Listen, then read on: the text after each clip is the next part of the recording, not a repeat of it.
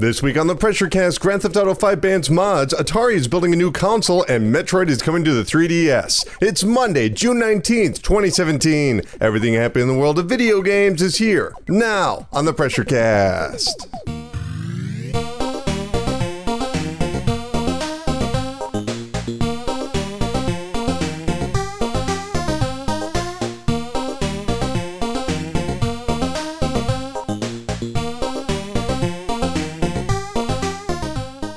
Hey, Pressure Pals, welcome to the 186th episode of the PRESSURECAST, VideoGamesAreDumb.com's weekly news panic that posts every single Monday at iTunes, Stitcher, YouTube, TuneIn Radio, Google Play Music, and America's longest-running independent newspaper at ShepherdExpress.com. My name is Colin Tanner, and I'm caffeinated and ready to ramble to you about some goddamn video games. But of course, if you've never listened to the PRESSURECAST before, it's a real simple concept, just super simple, so simple I can't even... How many weeks do I have to explain this to you people, alright? It's a video game podcast. We talk about all the news that happened in video games from the past, present, and future. We talk about business. We talk about the latest games. It's a video game podcast. Why am I explaining this? Why don't you explain to me what the show is, huh? Alright. Anyway, if you want to contact the PRESSURECAST, it's easy. You can email pressurecast@gmail.com. You can call or text 954-947-7377, or you can tweet at VGADumb, or go to facebook.com/VGADumb. Last week we had E3, and I did a bunch of extra podcasts where we covered all of the news from the individual conferences, which was awesome. You know, got to see a lot of stuff from Bethesda, got to see a lot of stuff from Nintendo, Sony. Well, this week we're going to go through the very best of E3. I wrote down a few categories before E3 started, and now I'm going to basically just give you my opinions as to what was the very best. We're going to do 4 right now. We'll do 4 later on in the show, and then we'll close out with 6 more, including the best conference and the best trailer. Please don't skip ahead. Just listen to the show, all right?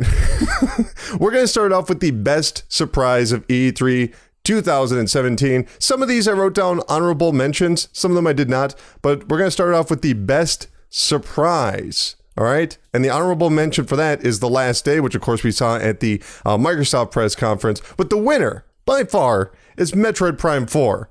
I mean, how could it not be? The Metroid Prime series, or the Metroid series in general, has always been in this weird limbo state. Either you're going to get like 5 games in a row on the GameCube and the Game Boy Advance, or you're not going to get any games at all, like say the Wii U, that just happened, or the Nintendo 64, no Metroid on there. So what's so surprising about this is that it's a Metroid Prime game at all. It's not just Metroid, it's Metroid Prime. That's a very specific sub-series we haven't seen since 2007. Of course, there was Metroid Other M on the Wii, but nope. Not going to talk about that one. So why exactly didn't they put out a Prime game earlier? Well, if I had to guess, it's because a lot of the creators left Retro Studios. I don't know the name of the studio that's going to be taking over the Metroid Prime series, but it's not the same people because they all went off and did different things and started their own companies.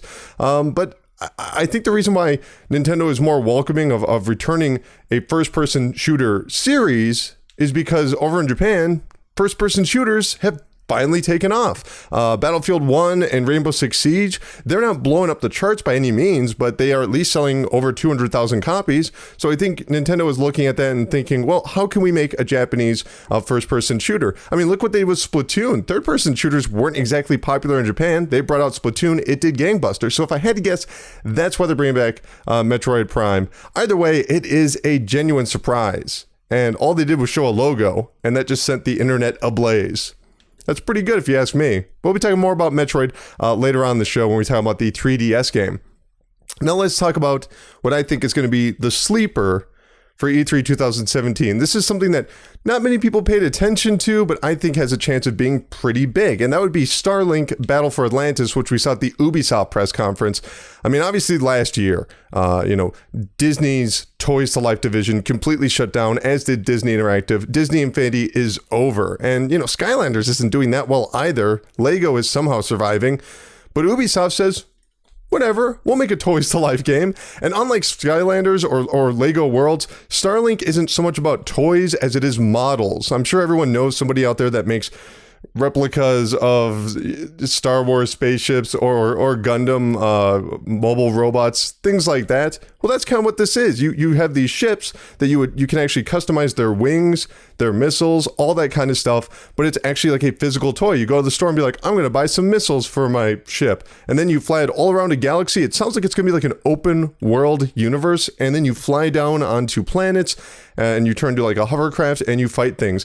We don't really know much about what you're going to do in the game, but that concept alone is pretty interesting. And it's worth noting you don't need to buy the toys. You can actually just download the missiles digitally. Now, it's all going to come down to price.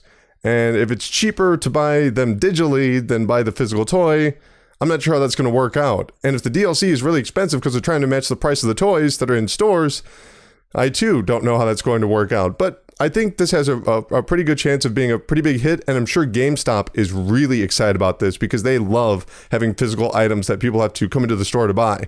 That's why they're always pushing, Lego and Skylanders and things like that. So Starlink, I think it's quite the sleeper. I think you might want to check it out. Now let's go to one of my favorite awards. Awards. Yeah, these are real awards. I'm going to be mailing out statues. The most awkward moment of E3. Well, the runner-up is Jesse Wellens at E3. He was that YouTuber who just kind of stumbled over his words, and I guess his teleprompter died, which is really embarrassing.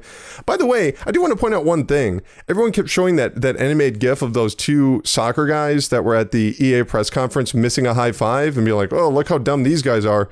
Those two are comedians. Do you not know that? And that was like on purpose?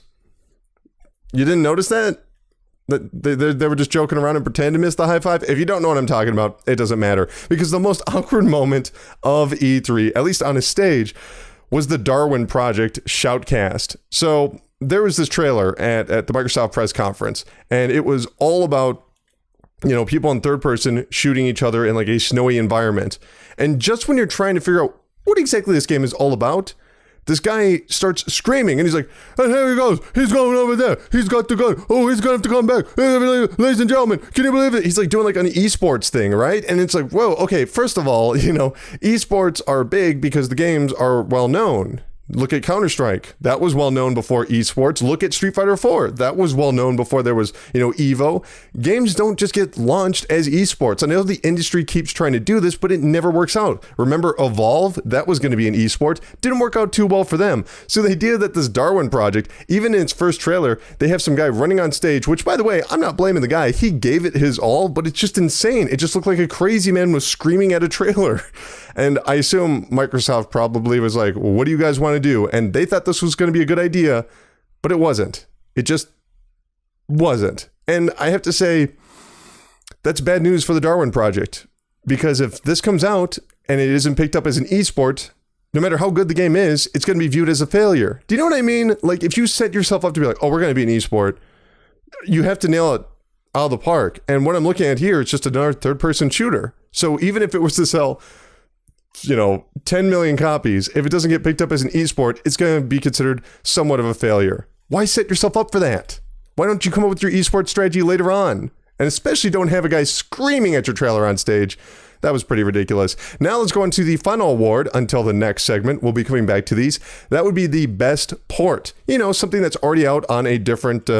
It's already out somewhere else, and now it's coming to a different platform. And, the runner-up for me is... PlayerUnknown Underground, which is coming to the Xbox One. That's a really cool PC third-person shooter, or first-person shooter if you prefer, that is just, I don't know, it's blowing up the internet. It's doing really well. But for me, the best port of E3 2017 is Undertale. And if you've never heard of Undertale, do yourself a favor and do not Google it. I know it's tempting, like, oh, wow, this is the best port. If this guy on the internet says so, I must Google it. Please do not, because while the game is amazing, one of the best games I have ever played, the fan base, on the other hand, is terrible. They are terrible. For some reason, they love Undertale so much, they want to make sure that you know the ending and what to do right away. Like they're fond of just explaining the entire game to you rather than just being like, oh, you should play it. Just experience for yourself. Nope. They just want to tell you everything that happens. So do not Google Undertale. Avoid that altogether. But anyway, Undertale, one of the best games I've ever played. It's an 8-bit style RPG where you can actually talk your way out of any fights. The fights themselves are turn-based, but you when you're defending yourself, it's almost kind of like WarioWare. There's a bunch of different little mini games that you have to play. You basically control a heart and you watch out for arrows, or you have to jump over things as a heart.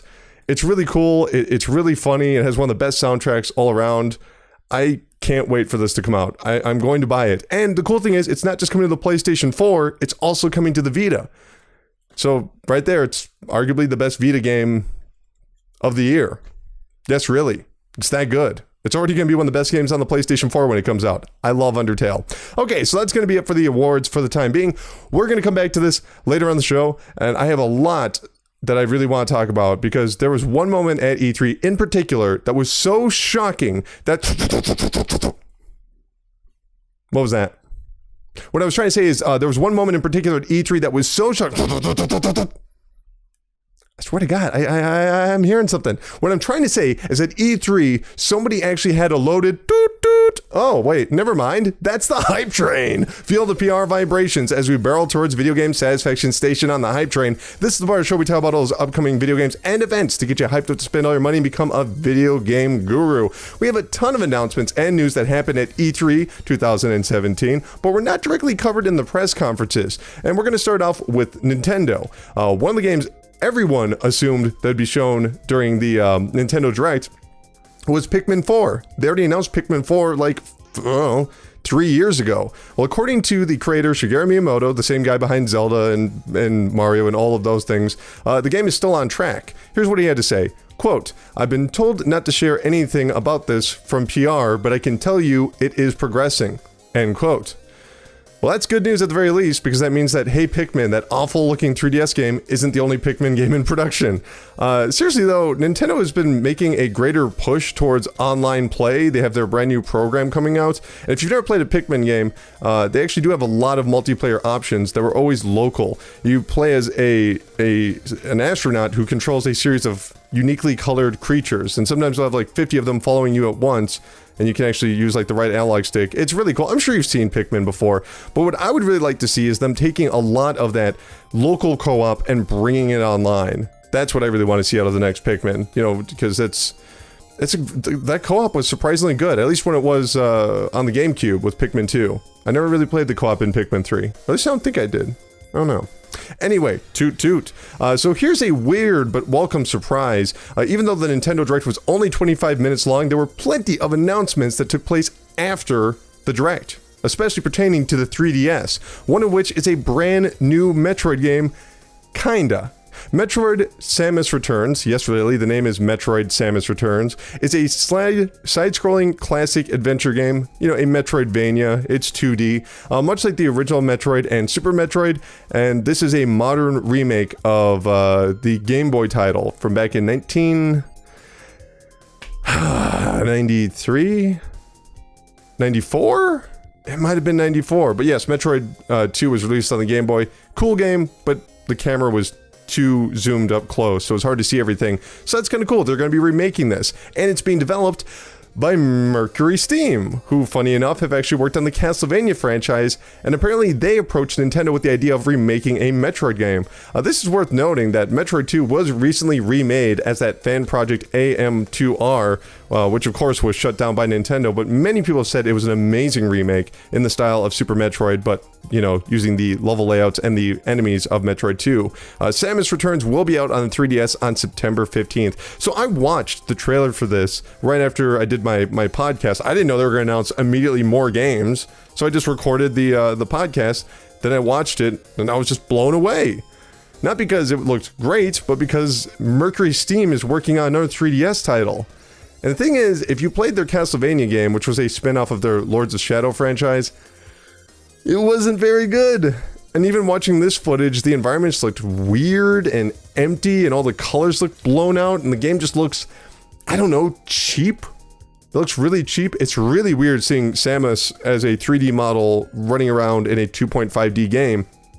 And the thing about Mercury Steam is that they've had some trouble developing games in the past. They used to work with Konami, and they made that Lords of Shadow 1 and 2. Apparently Lords of Shadow 2 went so off the rails that the director went insane, and he was like dressing down his employees. I don't know, look it up. It's completely bonkers. So I'm glad that we're getting more Metroid, because any new game keeps a franchise alive, but seeing Mercury Steam remaking Metroid 2, it's not for me. I'm not into it. And also the name is terrible. Samus Returns? What? No. No, thank you. I think they're just trying to capitalize off of the popularity of Super Smash Bros. Because I doubt many of those people knew the name of Samus before those games. So, whatever. Toot toot. Speaking of 3DS remakes, Nintendo also announced Mario and Luigi Superstar Saga plus Bowser's Minions. This is a remake of the 2003 Game Boy Advance game featuring special graphical improvements and a brand new mode called Minion Quest. This is where players will take control of a group of Goombas as they attempt to rescue Koopa, which is kind of a cool twist on the whole rescuing Princess Peach thing. This game will arrive on the 3DS on October 6th. Gotta say, I watched this trailer, love the animation, love the graphical styles, everything looks really fluid, like 60 frames per second, but at the same time, they've taken a lot of care in redesigning the entire world and the entire cast, except for Mario and Luigi, and I just can't put my finger on it, but they look weird, really weird, and I've seen some people on Twitter say the same thing about Super Mario Odyssey on the Switch. I didn't really notice anything too weird about that Mario model, but this one, he just seems, I don't know, less plump? I don't know how to, is there a way to put that? Anyway, Superstar Saga on the Game Boy Advance, fantastic RPG, one of the best Game Boy Advance games, has really fun time-based combat where you have to kind of listen to the beat and the music. And if this is a success, I really hope that they remake Bowser's Inside Story next, which is another excellent Mario and Luigi game. Anyway, toot toot. And lastly for Nintendo, earlier this month we got a glimpse of the Switch's voice chat functionality, and it was terrible. Hori announced it would release a headset that would be plugged into a phone and then into the Switch's headphone jack, and it was just a big clutter of wires. Well, now President of Nintendo of America, Reggie Fils-Aimé, is setting the record straight. Here's what he had to say, quote, "What you've seen is the execution by one particular supplier. That is not going to be the only solution. We actually think the phone is going to deliver a better, more robust execution in terms of the API we can build into that app. The fact that phones are ubiquitous, the fact that they allow us to do more rapidly improvements and updates to the service. That's why we think a phone execution, and specifically a mobile app execution, is going to be better for the consumer," end quote. We'll see about that. Nintendo has yet to reveal when voice chat will be available, though Splatoon 2 will support it. Okay. We knew phones were going to be involved, but this still sounds less than ideal. I just wish Reggie would at least give us a glimpse into what some of those solutions would be, because if you look at that Hori squid wire mess, it looks like a nightmare. It looks like an absolute nightmare. And also, I do want to say, yeah, Splatoon 2 is going to be coming out next month. There is no word on if we will be having voice chat at launch. We know that voice chat exists in the game, but knowing Nintendo, they could launch that game and not have voice chat. If that just sounds weird, I mean, we have a console right now that does not have an online service yet. That's not coming out till next year, a year after the console is out. So yeah, Nintendo likes to take things and make them a little bit more bizarre. But something tells me no matter what happens, we're probably gonna have to buy another accessory just to get voice chat working. And even when you do, it's not going to work for every game. Like they mentioned with Splatoon, you can't just chat with random strangers. It has to be with your friends. I know you're trying to protect children, Nintendo, but that is so boring. Anyway, toot toot. Moving over to PlayStation, we have a release window for the much anticipated Gran Turismo Sport, which is the 7th entry in the Gran Turismo series. According to Sony, it will launch sometime this fall, though no exact date was given. Kazunori Yamauchi originally announced the game back in 2013, referencing it as Gran Turismo 7 and stating it would be out by 2015. Okay, Gran Turismo game has a release window. Color me skeptical, I don't think this is going to happen. First of all, why would they not have a release date if it's going to be out in the next 6 months? That's really weird. Most games, they like to call their shots at least 6 months in advance, most of them a year in advance. Second of all, if it was going to be released this fall, why would it not be on their stage show? I mean, PlayStation had an okay stage show. It could have used a little bit more diversity. A racing game would have been perfect. And don't tell me it's because they wanted to avoid comparisons to Forza, because Forza looks so good. Forza looked great, but Sport is supposed to be running at 4K and 60 frames per second as well. I mean, I'll believe it when I see it, but I don't think it's coming out this fall. And the fact that they're being so skittish about nailing down an exact date, and given Gran Turismo's history of slipping past release dates, it's not going to happen. Still, though, I love Gran Turismo. I'm looking forward to it whenever it comes out. Seriously, if you've never played a Gran Turismo, tons of fun. Super awesome. Must own on the PlayStation. Hopefully they keep up with that tradition. Toot toot. And probably now we move on to our biggest story of the week. Knack 2 has a release date. That is right. On September 5th, the world will stand still for a moment as mankind witnesses the unbridled splendor that is Knack 2. In fact, Sony is so sure this will be the best-selling game of all time, it's launching at $40. That's right, they're doing everyone a favor. Thank you, Sony. Alright, so honestly, I have a morbid curiosity as to how Knack 2 is going to work out. I mean, Knack 1 was fine, just fine. You know, like a cold Diet Pepsi on a humid day. No one really wants a Diet Pepsi. It's fine when it's hot outside. I assume they must have some sort of reason for making this sequel. I mean, if you're going to go all that trouble, you must be improving the concept instead of just rehashing it. But I think that lower price point says that this is all or nothing for this franchise. They probably brought it back because Mark Cerny, he was the lead architect of the PlayStation 4. He actually designed and I believe he directed the original Knack. So they did him a favor and like, sure, we'll give your game a second chance, because clearly he was distracted working on the original PlayStation 4 while directing that game. So I think they're dropping it to $40 to be like, all right, if this doesn't take, Knack is over. But whatever, if it flops, who cares? I don't know. I'll be open-minded about Knack. For all you Knack fans watching. Toot toot. Speaking of budget titles, Everybody's Golf will be released on the PlayStation 4 on August 29th for $40. This is the latest entry in the Hot Shots Golf franchise, which will now go by its Japanese name, Everybody's Golf. You know, it's funny, I actually remember them announcing this at the Tokyo Game Show, maybe 2015. I remember it because I stayed up really late to watch that press conference out of Tokyo, which also had an amazing translation problem. We'll talk about that some other time. But I was super pumped because I love Hot Shots Golf. They're really awesome, accessible golf games that also happen to have a ton of depth. But to be honest, I don't know if I'm going to be able to play this game because it's late August, and I think there's already other things coming out. I don't remember exactly what they were, but I remember seeing August come up a lot at E3. Hopefully they're not sending this game out to die, even if it is going to be only $40, which is great. It's going to be a really busy season. Anyway, toot toot. And finally on PlayStation, the critically acclaimed VR game Super Hot, as well as the standard version Super Hot. See, they have Super Hot and they have Super Hot VR. It's going to be making its PlayStation debut in the near future. Director Tom Kesmersak, I guess that's how you say his name, explained what exactly took so long. Quote, "We pretty much scrapped the entirety of Super Hot and started building Super Hot VR from scratch. A year of intense hard work later, and the team was finally ready to release." End quote.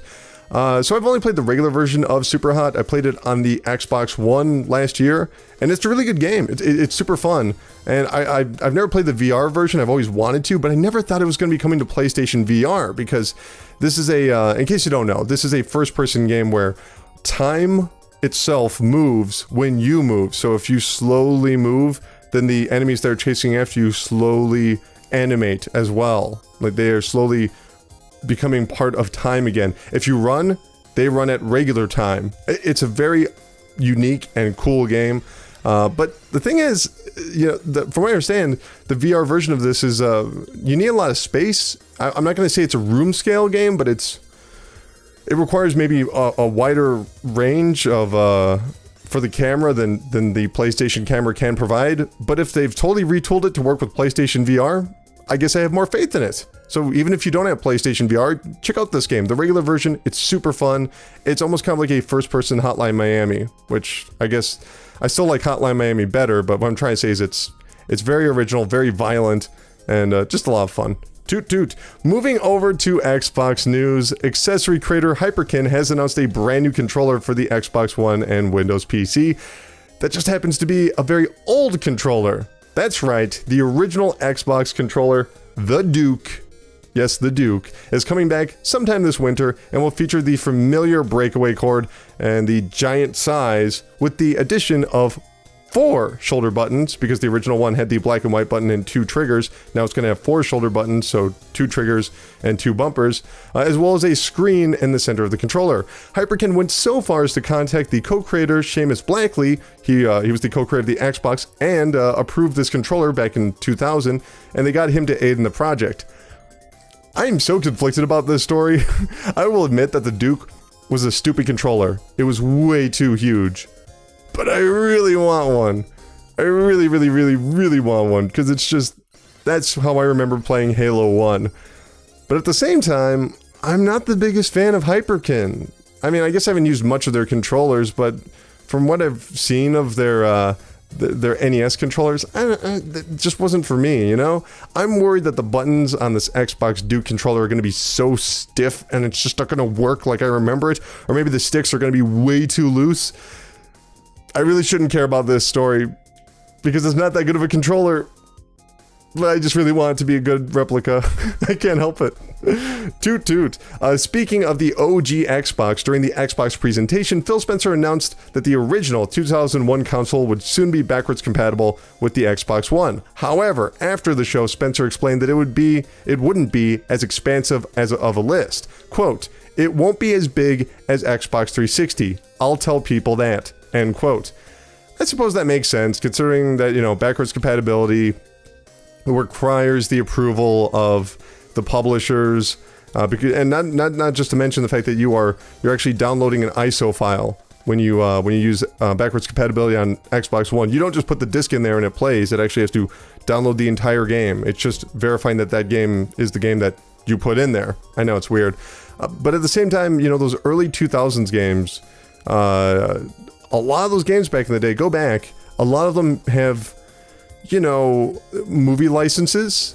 You see a lot of movie licenses. You see a lot of celebrities in those games. You have a lot of licensed music. Things that the publisher on their own can't just approve of. And if you don't believe me, go back, look at some of the best-selling games of that generation. It's like Grand Theft Auto Vice City, which is just a total 80s soundtrack. Def Jam, Vendetta, or Fight for New York has all these celebrities in it. It's using all this music. I love Scarface. That was one of my favorite games. I guess I'm just naming a lot of open world games, but that was a big deal back in the day. As soon as we entered the digital age, pretty much all the publishers stopped using licensed music, with the exception of maybe like racing games and EA Sports games. But as for the original Xbox, I do hope that we get plenty of those exclusives, like Breakdown, which Bandai Namco put out. It was a first-person fighting game. Or Crazy Taxi 3, which is the last Crazy Taxi, that has licensed music too. Huh. Well, PSYOPs, the Mindgate conspiracy would be fun. Toot toot. Alright, moving on to our final console manufacturer, Atari is back. Yes, in case you don't know, Atari is actually multiple companies that have been bought and sold over the past few years.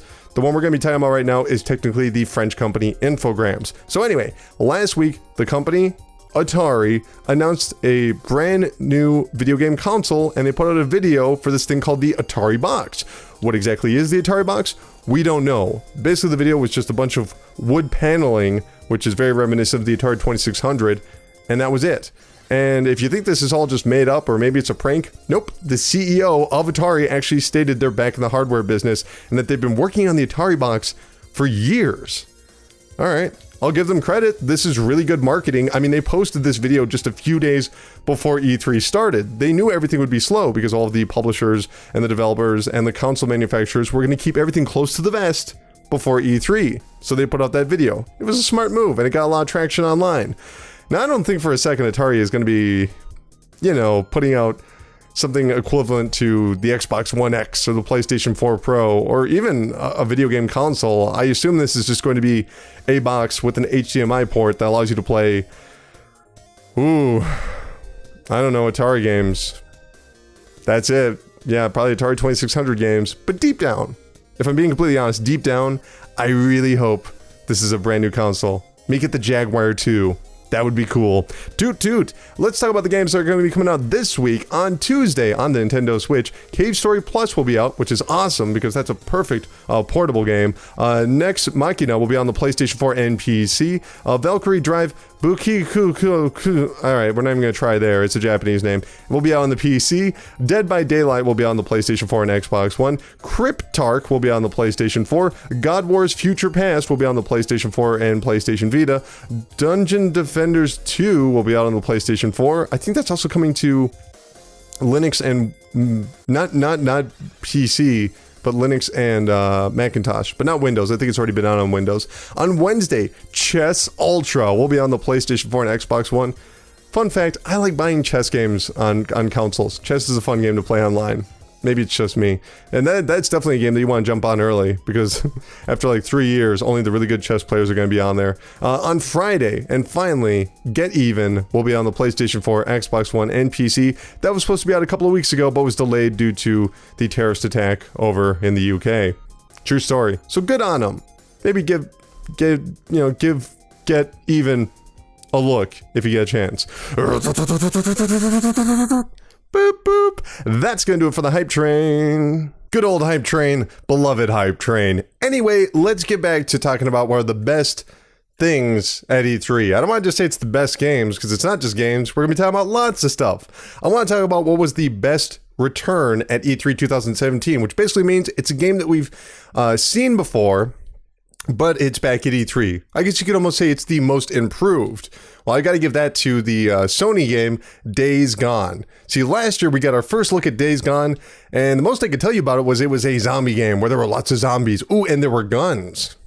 That was basically it. It didn't look that good.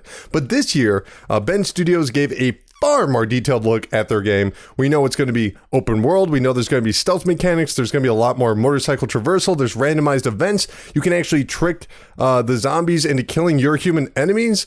Not to mention, the graphics look amazing. Last year, it looked weird and muddy. This year, it was gorgeous. Just watching the way they recreated a forest while also having hundreds, maybe not hundreds, dozens of fast-moving characters on screen at once.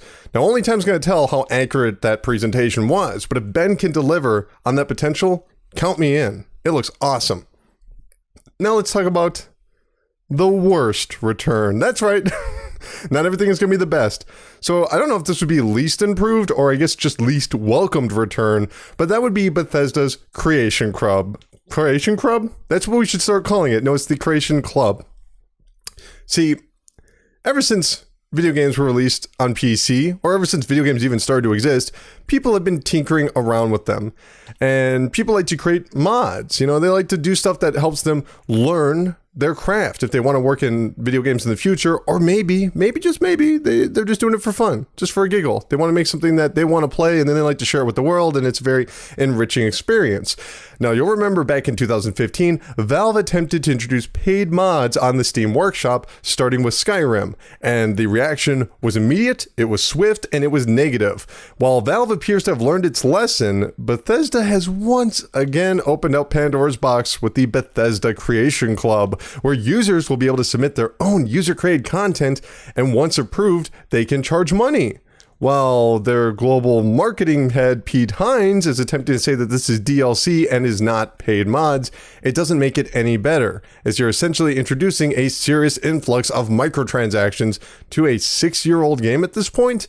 Now, personally speaking, I don't have any sort of issue with paid mods. After all, mods are a lot of work to make. And if you can help fund someone's creation, I think that's a positive thing. In fact, you're creating an avenue for these people to be employed in the video game industry, which is really great. You know, that way they don't have to be working at Burger King and then come home and kill themselves on a mod just so that they can get a job animating eyeballs for Ubisoft or whatever. But even I'm going to admit that this concept was dead on arrival, and no amount of branding or adorable logos was going to fix that. But they did it. Bethesda thinks that they could just slip that right by saying things like, oh, we're going to make some mods for the games too. Well, they didn't say mods. They avoid the word mods. Just a dumb move.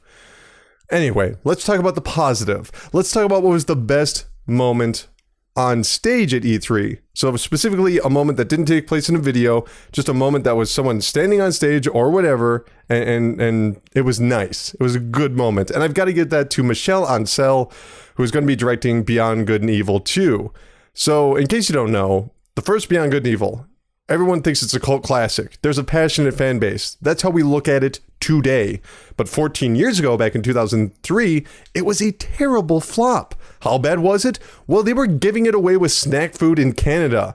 And no, we're not talking about some sort of mail-in rebate functionality. We are talking about putting discs in boxes of food, like you would a little toy in a box of cereal. That's how badly it sold. They were giving it away. Just giving it away. But, you know, it's not like Ubisoft held that against Michel Ancel. They actually had him work on things like King Kong. He made those Rayman titles a few years ago. He invented the Rabbids. He was the guy. Well, he didn't invent them. He created them. He didn't go into a laboratory and invent the Rabbids. But a sequel for Beyond Good and Evil 2, well, that seemed like a near impossibility.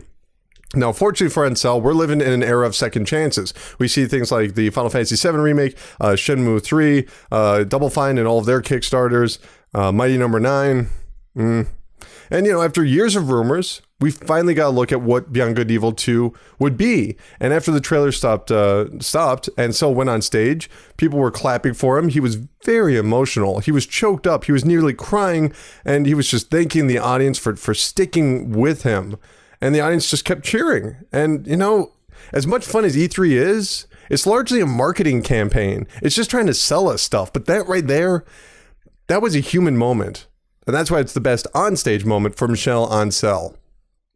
But we can't just stick with the positive. Let's talk about the worst onstage moment. That would have to be at the Microsoft press conference with the Xbox car. No one watches E3 for cars. No one. No one. But that didn't stop Microsoft from debuting a brand new Porsche on stage, which seemed to impress everyone in the room except for the audience. Worse yet, all of these Forza guys were doing interviews after the fact, and every subsequent interview, they would bring up this car. Oh, we debuted a car. And you would see the interviewer be like, yeah, you did. You sure? Yep, you certainly did.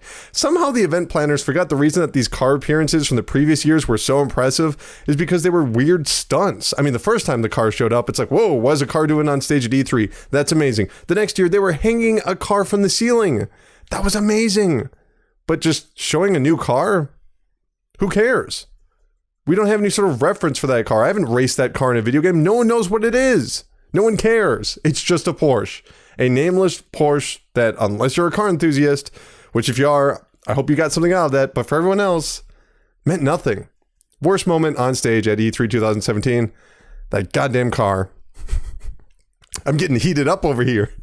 I'm getting steamed. Ooh, I'm so mad. I need to go out for some fresh air. Ooh, wait a minute. I know a place that's always relaxing with the glow of cold hard cash. That's right, it's time for the Chart Park, the land where money grows on trees. Yes, the Chart Park. This is the part of the show we talk about the legal, business, and financial news in the video game industry, and we find out which fat cats of Wall Street are going to tip their top hats towards Lady Luck. We're going to start off with a little-known story. This is not a story that many people know about, but that's what I do. I like to cover things that maybe you didn't hear about. Did you guys hear?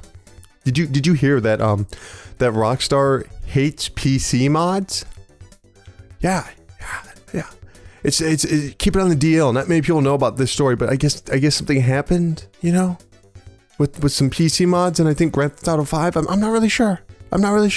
Okay, I'm kidding. Last week, Rockstar Games' parent company Take-Two Interactive took legal action against the developer Open4, or it's OpenIV, because it's Roman numerals for Grand Theft Auto 4. I don't know. I'm going to call it Open4. I don't know how they want it pronounced. I'm going to call it Open4. Anyway, Open4 allowed users to directly mod objects, add animations, and generally alter Grand Theft Auto 4, Max Payne 3, and most importantly to our story, Grand Theft Auto 5. On June 5th, the developers received a cease and desist order from Take-Two, and Open4 begrudgingly agreed to remove their software. Here's what Open4 said on their website. Quote, "It was a hard decision, but when any modding activity has been declared illegal, we can't see any possibilities to continue this process unless the top management of Take-Two companies makes an official statement about modding, which can be used in court." End quote. He's right. But anyway, it's worth pointing out that Rockstar did not make this decision. In fact, Rockstar was like, hey, that is a decision by our parent company, Take-Two Interactive, just to be very, very clear. But they did mention that this was to prevent any sort of interference or hacking with Grand Theft Auto Online. Well, shortly after the news broke, Steam users took to the Steam page of Grand Theft Auto 5 and dropped about 32,000 negative reviews, completely changing the overall reputation of the game to overwhelmingly negative, which is actually a rating on the Steam page. It just says overwhelmingly negative. So honestly, I feel kind of unqualified to talk about this topic, but it's a big story, so I'm going to do my best. So I attempted to research any sort of tutorial or video of someone using Open4 in Grand Theft Auto Online, and I couldn't find any. And any videos that were about it happened after the news broke. So what's the deal?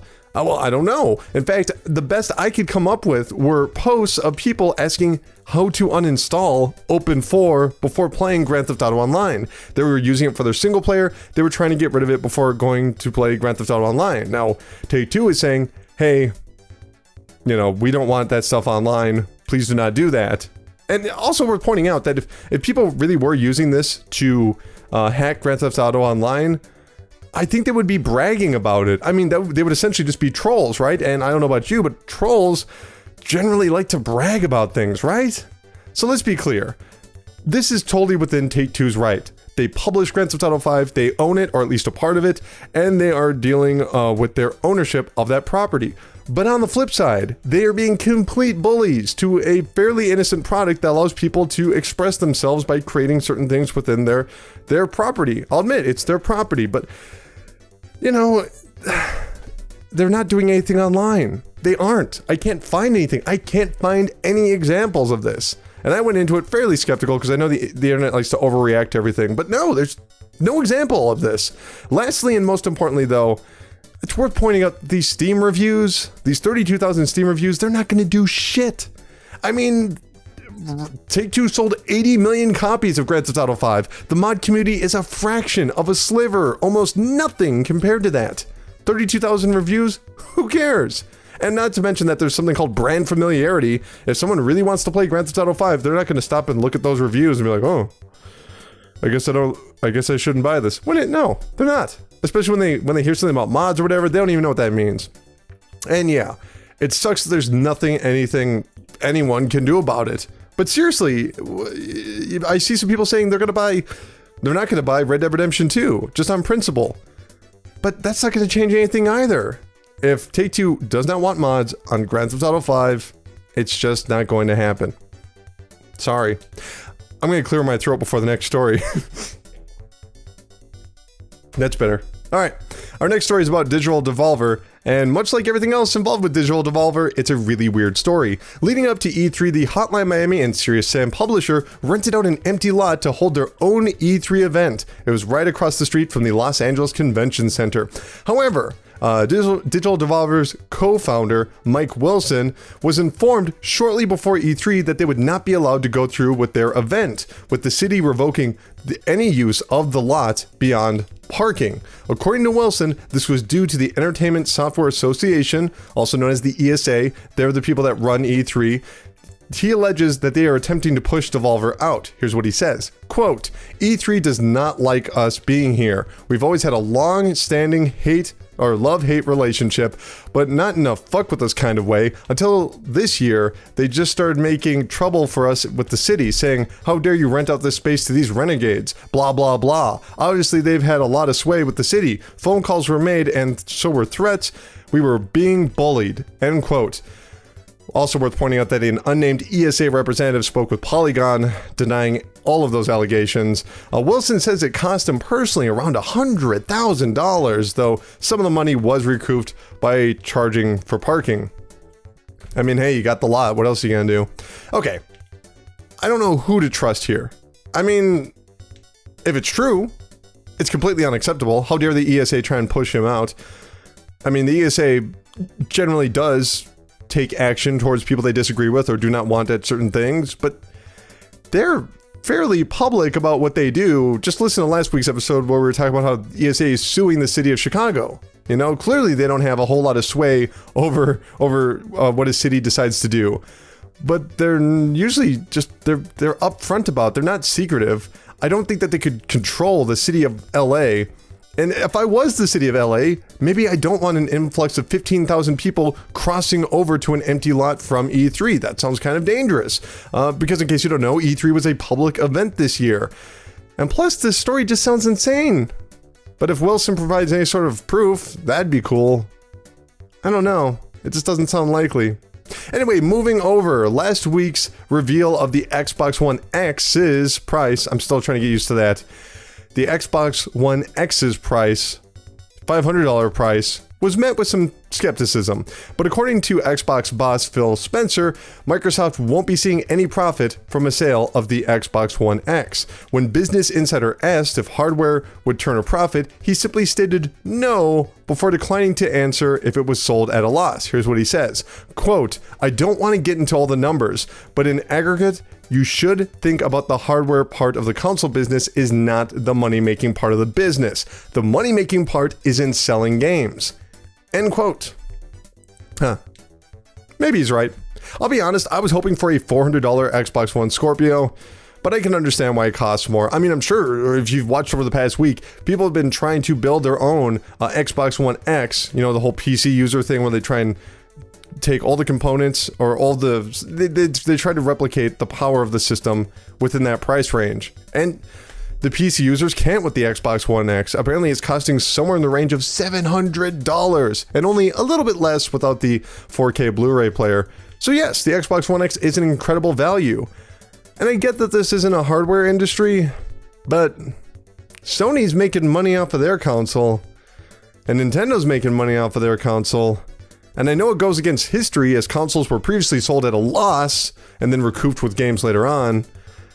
I'm just not sure after all the R&D and how late we are in this generation that selling an expensive console like that at a loss makes sense. Don't get me wrong. I love what they're doing. In fact, I think this is exactly where the industry should go. I mean, if you look at the, if you really want to prevent people from moving to PC instead of buying your next console, you need to give them something with a lot of value and a lot of power, just like they did with something with the PlayStation 2, the original Xbox, things like that. Now, to be clear, I'm not saying that Xbox One X costs $700 to make, because, you know, when you think about Microsoft, they have deals like buying things in bulk that you're just not going to find in PC Part Picker.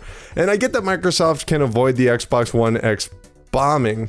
I mean, even if the Xbox One X comes out and it sells nothing, it's fine for Microsoft. They're going to survive. I'm just concerned about the Xbox division, because Microsoft could shut down Xbox like that and they would just keep on moving. They'd just say, we're done making consoles. See you later. I don't know, that's my doomsday scenario.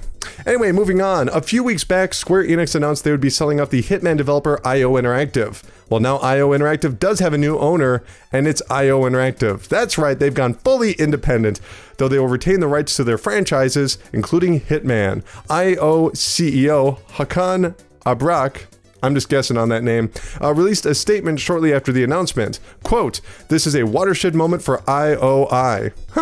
I never realized that you could say that. IO Interactive. As of today, we have complete control over our direction for our studio and the Hitman IP. We're about to forge our own future, and it's incredibly exciting. We are now open to opportunities with future collaborators. I almost said with failure. We're open to new opportunities now with future collaborators and partners to help strengthen us as a studio and ensure that we can produce the best games possible for our community. End quote. So good news, right? Maybe. I mean, it's one thing for a team to leave a studio and go independent, you know, starting their own studio or something like that. But it's kind of different when a studio becomes fully independent because they're carrying all the baggage of that studio while it was still a subsidiary of another company. And maybe I'm just being overly cautious, but do you remember when Harmonix left Viacom? Everyone thought like, oh yeah, great. They're getting away from Viacom. They're going to do something beyond Rock Band. They're going to do something great. We assumed there would be new and interesting things. And that didn't really happen. I mean, where is Harmonix these days? What are they doing? They're making board games. It's weird. On the flip side, you had 343 Industries. No, I'm sorry. You have Bungie, the people that created the Halo franchise. They left Microsoft, but they had the advantage of going to Activision to fund and publish Destiny. I guess it just comes down to IO Interactive hopefully already having established some sort of relationships with future publishers, because making games is really expensive and you're going to need someone to fund your project. So hopefully they already have someone in mind. Even if it's like going exclusive to Sony or Microsoft, whatever, even if they're going to be independent, become like a second party, something, because if it's just going to be them on their own, you're going to get our Harmonix situation. Anyway, moving over, during the Microsoft presentation, it was announced that the well-received adventure game Life is Strange would be receiving a prequel, starting with the first episode being released in August. However, actor Ashley Birch will not be reprising her role as Chloe, not due to creative differences or scheduling conflicts, but due to the still active SAG-AFTRA voice acting strike. Last October, the organization, which is a bunch of voice actors that work on video games, they officially refused to work until their contracts with a bunch of big-time publishers were revised. SAG-AFTRA is requesting a series of changes, including higher royalties for each game sold, clearer requirements before taking on a role, letting them know if it's going to be, a screaming role, for lack of a better word, as well as longer rest periods during vocally aggressive roles. Whew, that sucks, but this was bound to happen. It's been 8 months since they went on strike, and there haven't been any sort of positive developments. As time goes on, only more roles will have to be replaced by non-unionized actors. And in this day and age, that's kind of crazy, because you think about something like Overwatch. Can you imagine if they swapped out a couple of those voice actors? People would be freaking out. They'd be so pissed off. But if I can just speak for a moment, SAG-AFTRA, their grievances, the things they're trying to change in their contracts, these are things that you would see in any other area of acting. Stage, radio, movies, obviously, television, of course, but just not in video games. It's weird. Like, they don't even know the roles they're auditioning for, and when they get hired, they still don't know what game they're working for. Like, at all. They're just taking on some randomized role. They have no idea if they're going to be screaming for like 4 hours, and then they have to leave and go record another session, and their voice is just shredded up. That's not healthy. That's weird. That this isn't 1997. Voice acting matters a lot more in video games, and if the good ones are sitting out, the fans are going to take notice. So maybe those publishers renegotiate. Just saying. Anyway, moving on. So Level 5 has bought Concept. You remember Concept, right? You know, with their major hits like Mighty Number 9. Recore. Remember that Kickstarter, Red Ash? That's also them. The people that make Yokai Watch and Professor Layton Level 5, apparently they said we gotta buy that studio, so they did. So yes, Level 5 owns Concept. I'm sorry, but do they even know what they just bought? In case you don't know, Concept, you might be saying like, oh, I didn't like Mighty Number 9. They're not good developers. No. They're not developers at all. They come up with the ideas for the games. They sit back, they create the art, they create the characters, they create the story, they create the general idea of what the game is, and then they just pass it over to a regular developer to work on something else. Now, remember when, Mighty Number 9 kept getting delayed, and Inafune started his other Kickstarter for his Mega Man Legends reboot, essentially Red Ash, and people were like, whoa, what the hell? You didn't even finish your last game. But he did. He was done. There was nothing else for him to do. He wrote out the document and passed it over to a different publisher, who I can't even remember who they were, but they're working on Bloodstained the Masquerade. So Level 5 bought that. Why they would buy that, I have no idea. Good luck, Level 5. And lastly, before we go to the charts, E3 has returned to its insufferable, crowded glory. The ESA has announced attendance was up over 30% from 2016, totaling 68,400 people. Really impressive. This is largely due to the influx of the general public, with 15,000 tickets sold to consumers, a first in the event's history. So, congratulations. It's not the biggest E3 ever, but it's bigger than it's been for a while. I was looking at Twitter a lot when E3 was going on, because, I wanted to see if there was any news. And it was amazing to see so many people going to E3.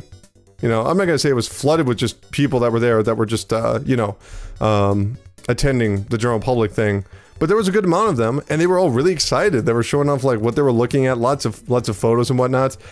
And then as the day went on, those photos just turned into pictures of lines. Being like, oh, I can't get into this game. Oof, what's going on here?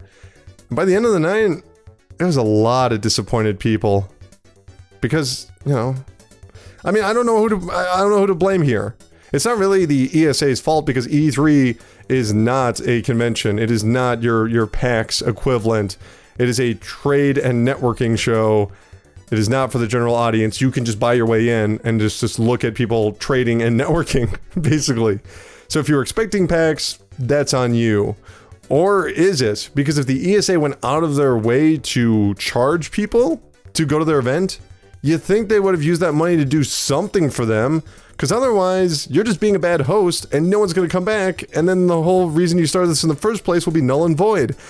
I still think this was a bad idea from the start, but if the ESA really wants to do this, they need to have something there for the fans. Okay, now let's go on to the best-selling games over in the UK for the week. We have the 10 best-selling games out of the United Kingdom for the previous week. Here we go. Number 10 was Dishonored 2. Number 9 was The Elder Scrolls Online Morrowind. Number 8 was Injustice 2. Number 7 was FIFA 17. Number 6 was Overwatch. Number 5 was Grand Theft Auto 5. Number 4 was Horizon Zero Dawn. Number 3 was Dirt 4. Number 2 was Tekken 7. And number 1 was Wipeout Omega Collection. How cool is that? You know, Wipeout is at the top of the charts. That's neat. That's just really neat. In fact, if you look at the top two, it almost feels like we're back in the PlayStation 1 era. We got Wipeout, we got Tekken. Weird. Worth noting that is the very first time that Wipeout has been number 1 in the UK, so good for it. Now let's go to the cursed land of bullet trains, known as Japan, to find one of the 10 best-selling games over there. Starting it off with that number 10, Grand Theft Auto 5 on the PlayStation 4. I guess they didn't hear about those mods being banned, huh? Just saying. Number 9 was Nier Automata on the PlayStation 4. Number 8 was Shiro 2 Kuro no Alice on the PlayStation Vita. Number 7 was Dragon Ball Heroes Ultimate Mission X on the 3DS.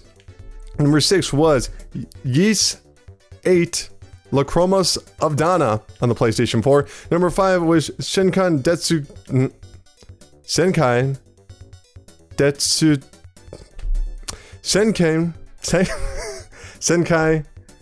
Densetsu Collection on Nintendo Switch. I really wanted to get that one right. Number 4 was The Legend of Zelda Breath of the Wild on the Nintendo Switch. Number 3 was Monster Hunter XX on the 3DS. Number 2 was Tekken 7 on the PlayStation 4, and number 1, back in first place, is Mario Kart 8 Deluxe on the Nintendo Switch. But what were the best-selling game consoles over in Japan? Well, I got that list right here too. Starting off with the Nintendo Switch with 27,291, PlayStation 4 with 14,595, new 3DS LL with 11,442, PlayStation 4 with 4,546, PlayStation Vita with 4,063, 2DS with 2,752, new 3DS with 917, PlayStation 3 with 392, Wii U with 255, and in last place is the Xbox One for the 5th week in a row with 166. Worth pointing out that Phil Spencer actually said in an interview recently, he's not giving up on Japan. Shine on, you crazy Spencer. But that's gonna have to do it for the Chart Park, the land where money grows on trees. Alright, we're gonna go to Strong History in just a moment, but before we do, let's take a look at the final winners, I guess, of the Best of E3 2017. Sponsored by the PRESSURECAST, brought to you by Video Games Are Dumb. I don't know what you want to call this. But let's talk about the best debut. A game we never saw before, that was showed off, and we went, whoa, that was incredible. First off, honorable mention, Mario and Rabbids on the Nintendo Switch. That just looks great. It really does. Way better than I could have ever expected. It's an XCOM style game for kids. Who knew? But no, the best debut at E3 2017 has to be A Way Out. Yes, A Way Out. It was at the EA Play event. And you know, EA Games is currently the 6th largest video game publisher in the world, and that's largely due to their consistency. Every year you get a FIFA, you get an NHL, and you get a Madden. 2 years in a row, you're going to get a Battlefield. 1 year, no. Next year, yes. You're going to go from 4 to Hardline to 1. That's how it works. It's a nice setup. It's straightforward, but it doesn't offer much in the way of risks. But a couple of years ago, EA created Origins, an indie branch to help smaller developers realize their ambitious projects.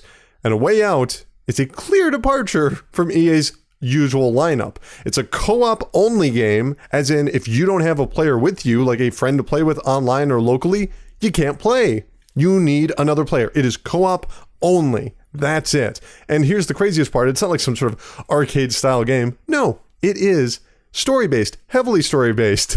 It centers around two men breaking out of prison. And that concept alone is already going to greatly reduce its audience because it's like, well, it's co-op only. It's just some old guys breaking out of jail. But kudos to EA for supporting this highly original game. Best debut is A Way Out. Now let's talk about the worst debut. Honorable mention or dishonorable mention would go to the Ubisoft Skull and Bones. It's a pirate game. You gotta tell me more, buddy. Is there single player? Is it online only? Come on, Ubisoft. Whatever. No, the worst debut of E3 2017 has to go to Nintendo for Kirby. Because let's think about it. We have Mario, we have Metroid, we have Fire Emblem, we have Advance Wars, we have Wario, we have Zelda, we have all of these franchises that Nintendo has taken and put into the third dimension. But not so for Kirby. Nope, Kirby is always just going to be a side-scroller. That's all he's ever going to be. Even though he's been around for 25 years, that's all that franchise is ever going to be. 2 dimensions. Oh, maybe we'll give him a racing game or a little golf game or, use a stylus to create a rainbow. But no, you're going to get little to no difference in gameplay for the core Kirby franchise. I mean, hey, you know what? If it works, that's fine. That's great. Keep it all the same. Keep it all the same. Never change Kirby because he's not that important of a character. I mean, I'll admit, maybe it'd be too difficult to make a 3D Kirby because you'd have to figure out how to make, copying abilities work in a 3D environment. Like, what if Kirby had a hat that he threw onto his enemies and copied their abilities? What about that? Huh? What about that? Oh, wait, that's Super Mario Odyssey. You already created a 3D Kirby game. And what are you going to do for Kirby? You leave him in a 2D game that looks exactly the same like all the other games since, the early 90s. I love Kirby. Stop doing this, Nintendo. God damn it. Now let's go to some more positivity. Let's talk about the best presentation at E3. Now, this isn't the best game. This is the best presentation. It's a clear distinction. I thought, personally, the best presentation at E3 2017 was Microsoft with the Xbox. And I thought about this for a long time. And at the end of the day, I think the Xbox conference was far and away the best. I mean, sure, Nintendo had some amazing announcements, but very few actual trailers. Sony, too, had plenty of trailers, but they were mostly of games we've already seen before. Now, Microsoft was just as guilty of recycling exclusives, but they also introduced us to a lot of brand new third-party games. I mean, Metro Exodus, The Last Day, Super Lucky's Tale, a PlayerUnknown Battlegrounds coming to consoles, and a bunch more. And then on top of that, we do have exclusives for Xbox, like Forza 7, that was running on the One X. Let's just start calling it the One X, because their name is too clunky. And that looked amazing. And then we got to see another look at Sea of Thieves. We got a release date for Cuphead, and we got to see Shadow of War, all of which looked really, really good on the console. Not to mention a brief, but I feel effectively communicated reveal for the Xbox One X. And for me, that really sold the console. Here's what it is. Here's a bunch of games. Yes, Nintendo had some really big surprises. Yes, Sony had some good trailers, but just overall quantity and quality, I'd have to give it to Microsoft. They put it all out on the table, and I'm excited to play the majority of what they showed off. So good for them. Now let's talk about the worst presentation. Bethesda. See, we're not talking about games once again. We're talking about presentations, and presentations are about packaging. And if this year was any indication, Bethesda has no idea what it's doing, holding a live press conference that never cuts back to audience reactions. That's not good. Do you think Apple would do that? They hold the next Apple event, they just show a video instead of having their audience do anything like clap or cheer or anything like that. They wouldn't, because that, whatever. Yes, The Evil Within 2 looks good. Wolfenstein looks promising. But even look at the trailer for Wolfenstein. It was just a haphazard collage of edits of random clips without any sort of narrative thread. It was random. It was bizarre. And I'm not saying like, oh man, it was so edgy. I'm saying like, no, you just poorly edited that. Like, I could take that same footage and put it together. Like, I could do that for you if you wanted. Anyone could. Anyone that has a basic concept of like, well, that doesn't, why are we going there? You know, I don't know. I understand that some fans of Bethesda had unrealistic expectations. Some were expecting, you know, Elder Scrolls 6. That was never going to happen, especially because they already had the Elder Scrolls Online. But forget about the announcements. Just look at the packaging. It was a complete mess. Okay? Step away from the negativity. Breathe in the positivity. Let's talk about what was the best trailer at E3, which effectively means like the best game. The thing that I got the most hyped about at E3 2017. And I've got to give it to Metro. No, I'm kidding. Metro looked good, but it would not. No. I got to give it to Super Mario Odyssey. Come on! It's safe to say Super Mario Odyssey was the best trailer at E3. And you know why? Because of packaging. Once again, it stems from one simple concept. Mario throws his hat onto a living creature and takes over their bodies. That's kind of boring when I say it out loud, huh? That's not really interesting. But when you look at that trailer, the way it was edited was amazing because it didn't tell you exactly what you would be doing. It's like, oh yeah, you can be a frog, you can be a businessman, you can be a ball of electricity. But that just automatically makes the viewer think like, whoa, there's so much stuff to do in this game because you're not just thinking about the frog and the businessman, you're thinking about what will be in the game. It makes your imagination spin.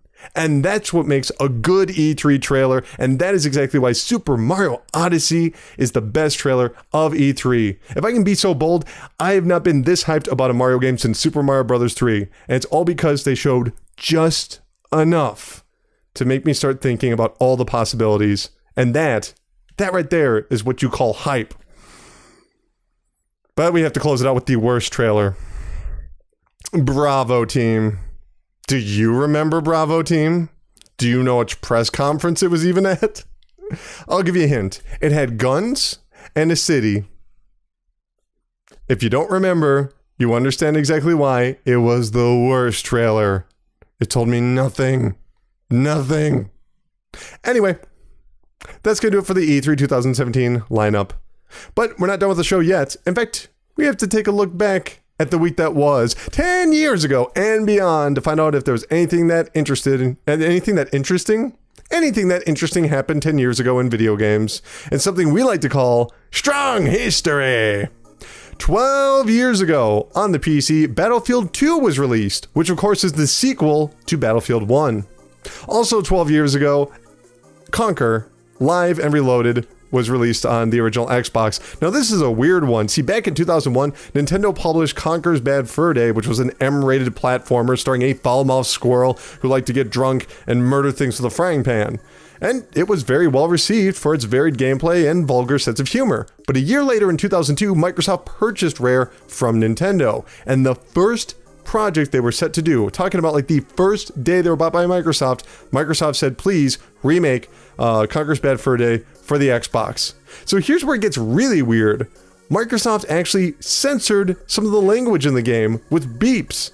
That's even something Nintendo didn't do. Like they bleeped out the word shit. This is 2005. Plenty of games said shit in them. Grand Theft Auto was huge, but Microsoft's like, nope. Whatever. However, this port is mostly remembered for its unique online play, a blend between third-person shooting and platforming. The game is also just a great example of the graphical leap between 2001 and 2005 and the difference between the Nintendo 64 and the original Xbox. Now that they've got backwards compatibility from the original Xbox on the Xbox One, maybe we can add this game. That'd be kind of cool. 13 years ago on the PlayStation 2, Driver 3 was released. I guess it was also released on the Xbox on the same day. So pretty much since video game reviews started, there's always been those accusations of critics being bought off. Well, this might be the best case of that ever happening. Allegedly, maybe. No one really knows.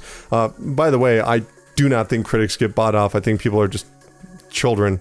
They cannot rationalize in their head why something gets a particular score, or that everything is subjective when it comes to reviews. By the way, PSM2, which is the PlayStation Magazine 2, and Xbox World both gave Driver 3 9 out of 10, even though most of the critics and fans were far less favorable. So, skeptical readers took to the magazine's publisher, Future. They had a message board, and they began asking questions. And then all of those questions were promptly deleted. Weirder yet, comments defending the magazines were later discovered to be coming from Babel Media, a marketing company. And if you think that's just a conspiracy theory, no! Apparently those users admitted that yes, they worked for Babel, but they were there of their own accord to defend Future Magazine. Which is just weird. So what exactly happened? Who knows? It's just video games and it's not that big of a deal. But if you're misleading your readers for early access to games, that's pretty shitty. If in fact that is what happened, which we really don't know. Just putting it out there. Also, 16 years ago on the Sega Dreamcast, Sonic Adventure 2 was released. This game actually did have a few firsts, even though it was a late late Sonic entry. It was the very first Sonic game to feature Shadow, who was a character that of course would get his own spin-off as well as appear in a bunch of games. It was the first Sonic game to be legally released on Nintendo platform, which would be the GameCube, later in 2001. But most importantly, it was the last Sonic game to be released on Sonic hardware. And that's just sad. It breaks my heart. Maybe there was something on the Pico Jr., but I don't think so. Alright, also, 16 years ago on the PlayStation 2, Twisted Metal Black was released. Figure this one out. Twisted Metal was one of the most popular franchises on the original PlayStation, right? And the director, David Jaffe, he worked on part 1, he worked on part 2 with his team at Single Track, and then he left to go work on other things. And so Sony took that franchise and handed it off to their first-party studio, 989 Studios. And the quality immediately dropped. Twisted Metal 3 and 4 are garbage. So David Jaffe comes back for this game, Twisted Metal Black, on PlayStation 2. The quality immediately goes way back up. The sales are fantastic. And yet this is the only Twisted Metal exclusively released on the PlayStation 2. In fact, they would go on to release Small Brawl, which is like a kid's version of Twisted Metal, 5 months later on the PlayStation 1. Why? And it would be another 7 years before Head On, which was actually a PSP port to the PlayStation 2, would be released. What happened? It was such a huge franchise. Of course, we would later get Twisted Metal on the PlayStation 3, and that game sold like dog shit, so don't expect any more Twisted Metal. It's all your fault. 21 years ago on the PC, Quake was released. Now, obviously, this game is a huge classic. It's super important, but I think people just forget how mind-blowing this game was when it was released, because it was a first-person shooter in 3D. Now, of course, id Software had put out Wolfenstein and Doom, which were 3D. It was a 3D environment made of pixels, but this was polygons, 3D. And despite the fact that it was really muddy with its presentation, it was one of the best looking games of, just ever, actually, especially just how fast it was. Now here's the interesting bit. A lot of people will point to programmer John Carmack with the idea of creating a 3D polygonal shooter, but that actually came from producer John Romero, the guy who wrote the stories for the games. Of course, this would be Romero's undoing because his high demands pushed the team into revolting against him and forcing him out of the studio, which sucks for John Romero. Even though he really helped to influence the industry, he ended up being kind of a laughingstock because his next game, Daikatana, didn't really work out. Whereas id Software, well, Wolfenstein is still going strong without him, and without John Carmack, which is kind of crazy. And 26 years ago, on the Sega Genesis, Sonic the Hedgehog was released. Yes, that's right, this is where the nightmare begins. If you've ever felt that Sonic was kind of a corporate icon as opposed to an organic character, you are right. Sega actually tasked AM8 to create a mascot for Sega, ending the brief reign of Opa Opa the spaceship and Alex Kidd. The team bounced back different concepts from rabbits to squirrels before finally settling on Naito Oshima's suggestion of a hedgehog. Yuji Naka would take on the role of lead programmer, a role he would retain for the next 3 sequels. And that's the surprising part of all of this. Sega said, we mandate something, a corporation said we want something, you artists, make something for us that will be successful, and it actually worked! For once a company mandate worked, and critics were immediately impressed by the vibrant world of the original Sonic the Hedgehog, especially with its sense of speed. It actually won Game of the Year from Electronic Gaming Monthly in 1991. And following a huge marketing campaign, players all across America bought the Sega Genesis in droves.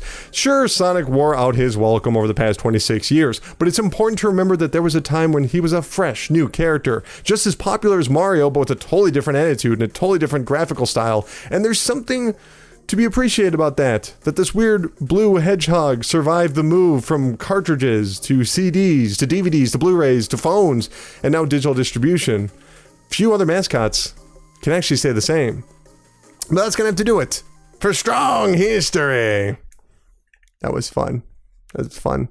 Good episode. Good episode. I think we learned a lot, laughed a lot, but I think it's time to close out the show. Remember, if you want to follow the PRESSURECAST, it's easy. Go to Twitter and follow at VGA-Dumb. That is at VGA-Dumb. Or you can go to Facebook.com and follow Video Games Are Dumb, where of course you're going to see all my new videos and whatnot. I'm going to try and do something on ARMS for Nintendo Switch before the week is through. I'm going to try and get another developer interview up before the week is through. Lots of stuff. It's been a busy week, obviously, because I recorded like 5 podcasts in a row last week.